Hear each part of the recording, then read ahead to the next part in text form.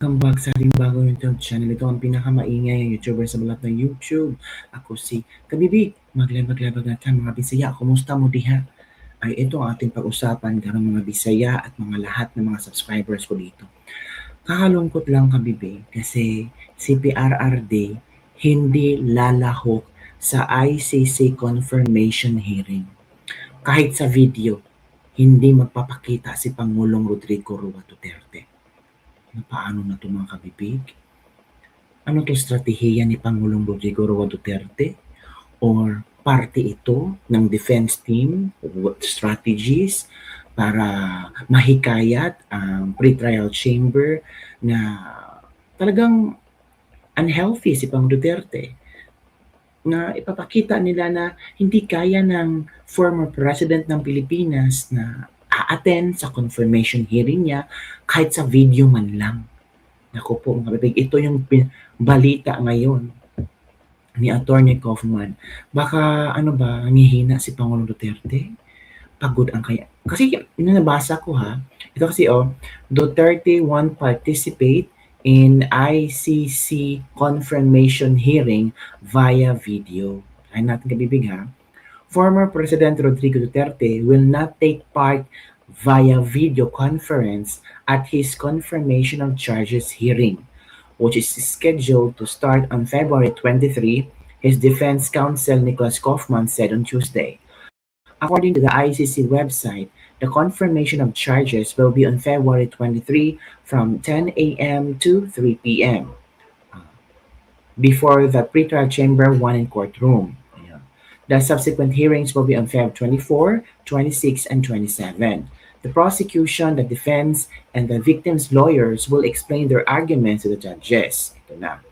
Sabi dito ni Kaufman, the former president will not participate in the confirmation hearing through video conferencing, nor did the former president willingly appear by way of such technology at his initial appearance. His co-counsel at the time, Attorney Salvador Medialdea, requested a postponement of that hearing fixed for a Friday to an in-court hearing on the following Monday to allow me to arrive in the Netherlands to represent him as a counsel of choice and specifically to raise the issue of legal competence. This request was perfunctorily denied. Then, still dazed from the hospital medication in a tasteless suit, not of his own, he was positioned, slumped in front of the camera, to be told that a prison doctor had deemed him fully mentally aware and fit. Wala. Ito, nako. As if the president will appear in person or wave his right, Kaufman declined to be drawn further on the matter. So, yun kabibig, parang sinasabi dito na hindi talaga attend si Pangulong Rodrigo Duterte via video conferencing.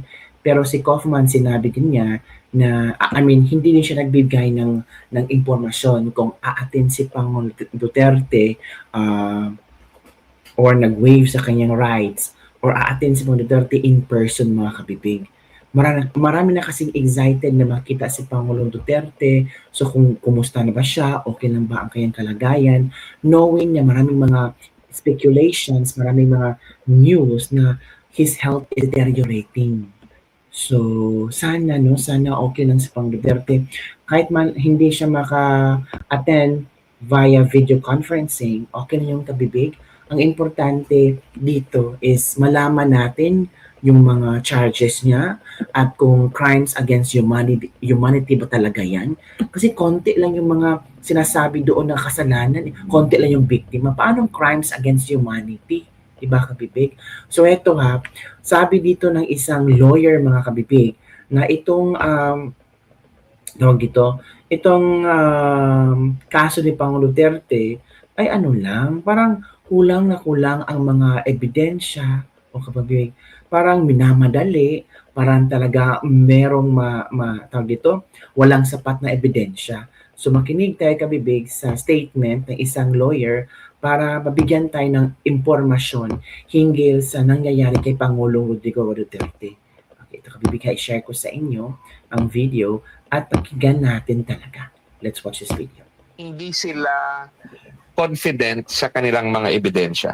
Sinasabi nga ng Philippine government na nung ibang opisyal, no, na mahirap raw dito ang kaso sa Pilipinas kasi baka hindi patas. Paano natin masabi yan? We are presently under the Marcos administration na kinakalaban ang yung grupo ni dating Pangulong Duterte. So, napaka-unfair naman, di ba? Parang, kasi sinasabi dito na para fair daw ang trial, para hindi sabihin na minamadali or minamanipula, mas mabuti daw, sabi ni Claire Castro, sa ICC na lang. So it means, Claire Castro, wala kang tiwala sa Korte Suprema ng Pilipinas? Attorney ka pa naman, lawyer ka pa naman, wala kang tiwala sa mga chief justices? Bakit ganun ka magkomento na para maging neutral, para maging fair lahat? Wow, grabe naman. So, meaning Claire Castro, lawyer ka pero hindi mo paniniwalaan ng Korte Suprema? Naku, sana napakinggan, napanood ng Korte Suprema ang mga sinasabi ni Claire Castro para magbigay sila ng opinion hinggil dito. Kasi parang niyurak-yurakan na ang mga chief justices. Di ba, napaka-unfair naman na ginagawa ng mga chief justices ang kanilang trabaho, tapos may isang Claire Castro ang kasabing mas mabuti na doon sa ICC kasi para maging neutral, para wala nang mga masabi na unfair or misjudgment or politika. Hindi naman ganun. Dapat maganda yung pagka-explain niya ba, para hindi na pagmukhang bayaran ang mga chief justices. Kasi yun ang sinabi ni Claire Castro, my goodness, nako, if you try to interpret it. Paano natin masasabi na bias yung korte o yung gobyerno bias in favor of the group of former President Duterte? Yun lang sa aking palagay, dahil alam nila na mahihirapan silang kumuha ng sapat na ebidensya laban sa kay dating Pangulong Duterte na magtuturo na may kinalaman si dating Pangulong Duterte at magtuturo sa mga matataas na opisyal. Kasi kung meron silang ebidensya, baka limitado lang ito sa ibang personalidad ng mga pulis.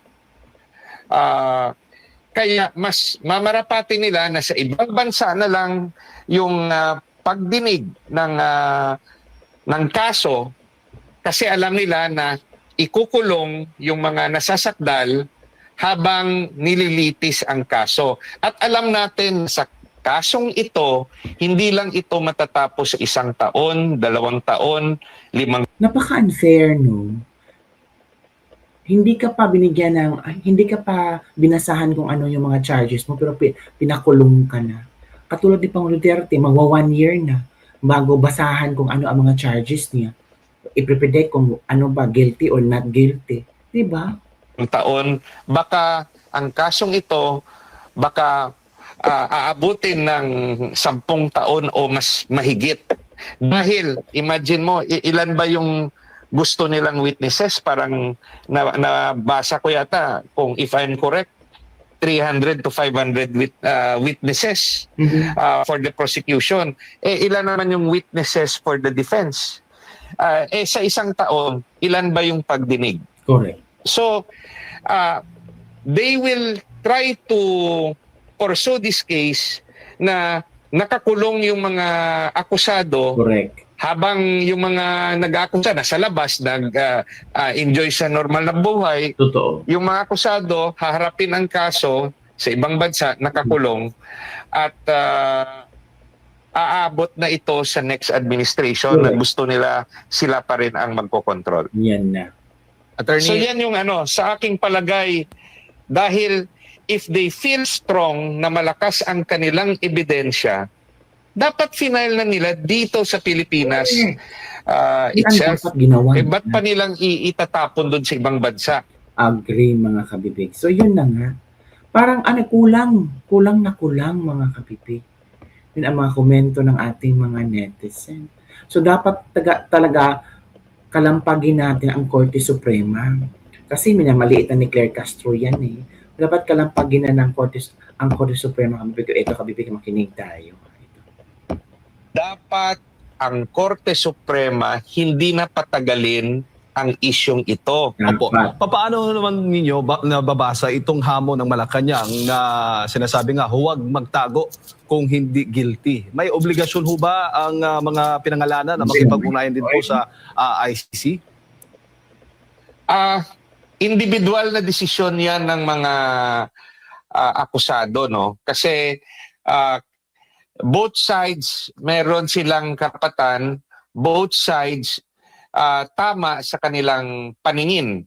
Kung ikay akusado gaya ni Senator Bato de la Rosa o Senator Bongo, nasa isip mo bakit ka susunod sa isang arrest order na sa tingin mo at paniwala mo galing sa korte na walang jurisdiction sa iyong pagkatao.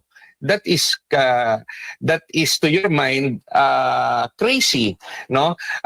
On the other hand, kung ikaw yung Marcos administration at sa tingin mo karapatan mo bilang presidente na isurrender ang kapwa mo Pilipino, siya yung may pananagutan kung yan yung magiging desisyon niya. Kasi ang aking posisyon sa bagay na ito, dapat ang Korte Suprema hindi na patagalin ang isyong ito. Meron ng kaso na na-file, no, yung pamilya ni former President Duterte through Attorney Torion na nag-question. Wala pa ring tawag dito, desisyon ang Korte Suprema.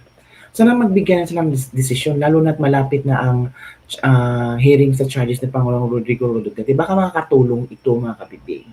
Pero sabi naman ni Remulla, done deal na to eh. Pero at least man lang, merong ipapakita ang desisyon ang Korte Suprema at merong ipapakita sa sambayan ng Pilipino that they are working very hard, that they are existing, that they can provide fair trial. Diba?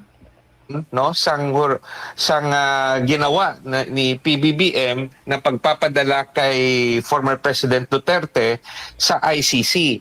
At ito'y kapareho ng sitwasyon nila Senator Bato de la Rosa at yung iba pang sinasabing akusado sa paratang ng ICC prosecutor.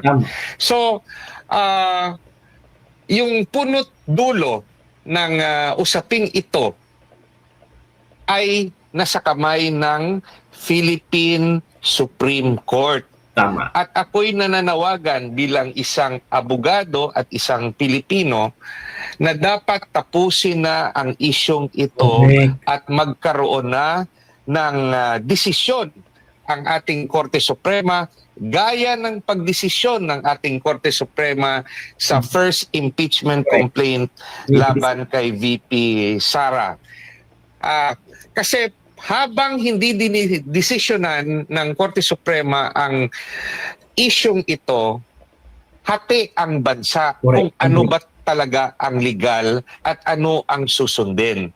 Kaya dapat, no, kung ako sa media at sa lahat ng mga Pilipino na may interest sa isyong ito, mag-apela tayo sa ating Korte Suprema to finally put a decision in place para yung mga nagmamarunong na mga legal luminaries, allegedly, yung mga nagmamarunong na mga abogado, at ang mga nagmamarunong na mga social media influencers ay matapos na ang kanilang debate. At tama naman. Gumagana pa naman ang Supreme Court. Bakit puro ICC pinakikinggan? From Don Sesson sila Jr. Ito pa. Correct, Attorney Harold Special Attention. Ito po si Attorney J.V. Hinlo po. Attention Supreme Court, please protect our good innocent men in politics and government. Yan ang dapat mangyari para matupad na ang usapan. Bakit hindi kayo agad madesisyonan ng Korte Suprema? Ikaw lang bisa ang mga yan. Huwag kayong padala ng pera from YKM and pamamadmat. It's about time, Supreme Court, PH, please do not sleep on this ICC case. Please act on this ASAP. Ito pang sabi dito. Ito lahat ng mga Pilipino tumayo ipaglaban karapatan ng bawat Pilipino. Hindi tayo basta-basta ipapaaris sa mga banyago as dahil mayroon tayong sariling sovereignty, gumagana ang judicial justice ng Pilipinas. Huwag gawing alipin ng mga Pilipino na pag gustong hulihin, uhulihin na lang na para lang hayop na walang due process. Huwag maging bias o selective. Pagkalaban sa politika, basta na lang kakasuhan, dadamputin, uhulihin, kidnapin ay pakulong sa ICC.